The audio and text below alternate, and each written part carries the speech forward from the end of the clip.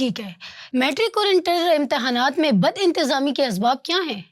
اس کی وجہ یہی ہے کہ جب تک مقامی ایکسپرٹس ایجوکیشنسٹ اگر آپ نہیں بٹھائیں گے تو اسے کراچی شہر کے لیے کراچی کے ایکسپرٹ بٹھائیں، سکھر کے لیے سکھر کے ایکسپرٹ بٹھائیں، حیدرآباد کے لیے حیدرآباد کے ایکسپرٹ بٹھائیں، جب تک آپ کو یہ معلوم نہیں ہوگا کہ ہمارے اسٹوڈنٹ کا لیول کیا ہے۔ دیکھیں، ایک تو خرابی یہ ہے کہ بورڈ اینڈ سیکٹری جو ہے، جو یونیورسٹی ہے، وہ پیپرز بناتا ہے اور آپ کا جو سیلیبس ہے، کریکولم کو ڈیزائن کرتا ہے۔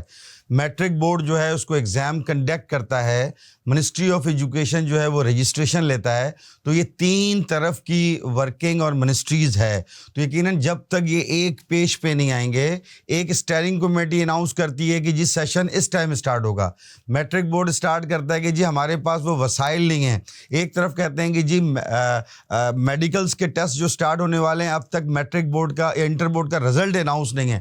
جب تک آپ تینوں یعنی کہ یونیورسٹی بورڈ جو ہے آپ کا، وہ جو بورڈ لیڈ کرتے ہیں، منسٹری آف ایجوکیشن جو رجسٹریشن اور اسکول لیڈ کرتے ہیں، یہ تمام کے تمام لوگ جب ایک پیج پہ نہیں آئیں گے تو ایک عجیب تصادم جیسی کیفیت ہوگی۔ اس سے جو مسائل کا سامنا کرنا پڑے گا وہ طلباء و طالبات کو کرنا پڑے گا، اور وہ پچھلے کئی ڈیکیڈ سے کراچی اور سندھ اور حیدرآباد کے طلباء و طالبات کر رہے ہیں۔ کبھی وہ ایگزام میں کرتے ہیں، ایون یہ ہے کہ اتنا بڑا فقدان یہ ہے کہ انٹر کا رزلٹ بنتا ہی نہیں ہے، اناؤنس نہیں ہوتا۔ ادھر ایم ڈی کیٹ کا ٹیسٹ اناؤنس ہو جاتا ہے، ای کیٹ کا ٹیسٹ اناؤنس ہو جاتا ہے، کراچی بورڈ کراچی یونیورسٹی اپنا ایڈمیشن سٹارٹ کرتی ہے۔ اس کی وجہ یہ ہے کہ ایجوکیشن جو ہے وہ ایک پلیٹ فارم پر ایک پیج پہ ہو، تاکہ اسٹوڈنٹ کو پتہ ہو جب میں میٹرک پاس آؤٹ ہوں گا تو میرے لیے انٹر کی سہولت بنے گی۔ ایون ابھی کیا کنڈیشن ہے کہ کلاس 9 کے بیس میں فرسٹ ایئر کا ایڈمیشن ہوا ہے، اس کا مطلب میٹرک بورڈ میٹرک کے رزلٹ دینے میں فیلئر ہوا تو 9 کے بیس میں آپ کا ہوا۔ اسی طریقے سے آپ کراچی یونیورسٹیز میں ایم ڈی کیڈ میں ای کیڈ میں جو ایڈمیشن ہوتا ہے وہ فرسٹ ایئر کے بیس میں ہوتا ہے۔ اس کا مطلب آپ آن دا ٹائم جب ایگزامس کو رزلٹ کو اناؤنس نہیں کریں گے تو یقیناً ایک تصادم جیسی کیفیت ہے، ہر بچہ ویٹ کرتا ہے۔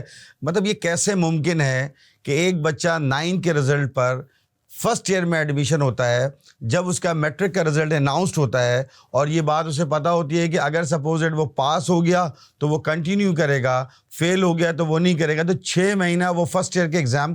تو یہ یقیناً میکنزم ہی غلط ہے۔ ایک بورڈ کو منسٹری آف ایجوکیشن کو دینا چاہیے، ایک پیج پہ آنا چاہیے، پھر شاید کوئی ممکن ہے اس کی درستگی کے لیے۔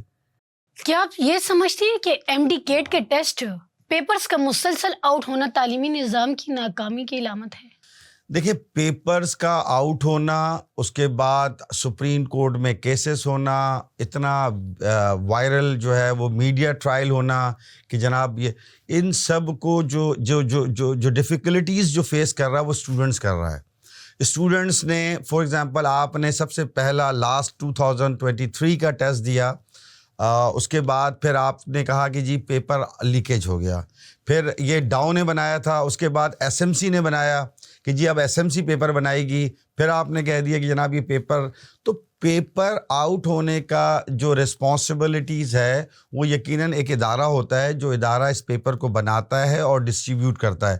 ایم ڈی کیٹ پاکستان کا سب سے بڑا ایک ٹیسٹ سینٹر ہے، جہاں پر 1,60,000 سے زیادہ طلباء و طالبات اس کو پیپر دیتے ہیں۔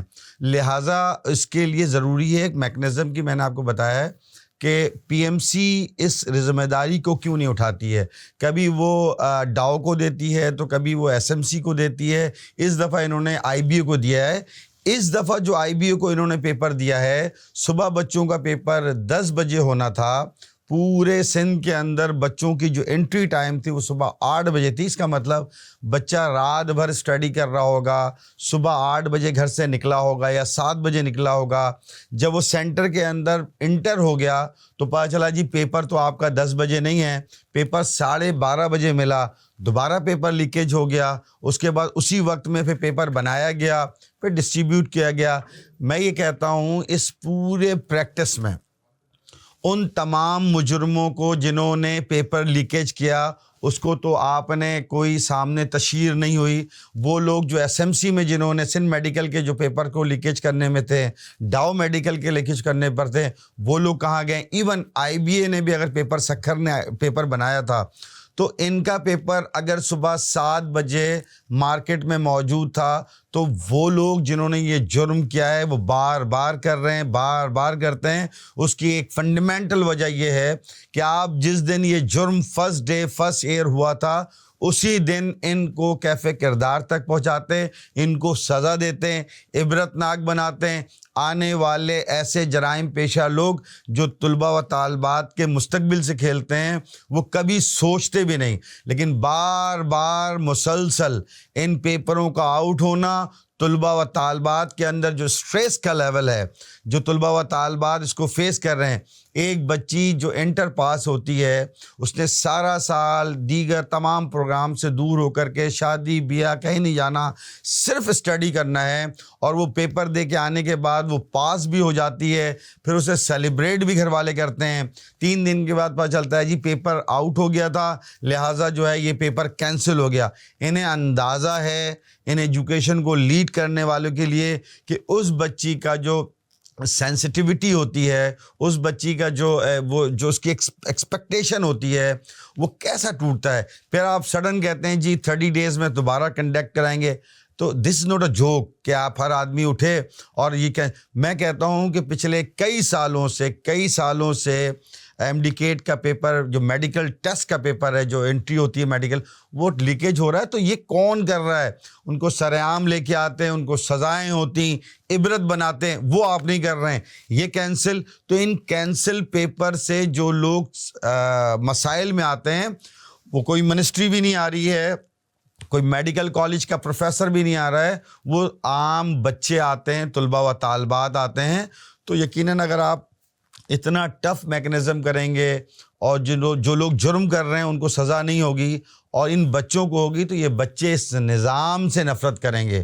وہ نظام آپ بنا کر کے اس کا جو دکھ ہے وہ طلباء لے رہے ہیں. تو جب طلباء دکھ لے گا تو وہ آپ کے ساتھ سافٹ کارنر نہیں کرے گا, وہ آپ سے ایگریشن کرے گا. آنے والے ٹائم پہ وہ کہے گا کہ they are not eligible to, کہ ہمیں یہ فیسلیٹیٹ کریں, یہ ایگزام کنڈکٹ نہیں کر سکتے ہیں, تو ہمارا مستقبل کیا سنواریں گے. ٹھیک ہے.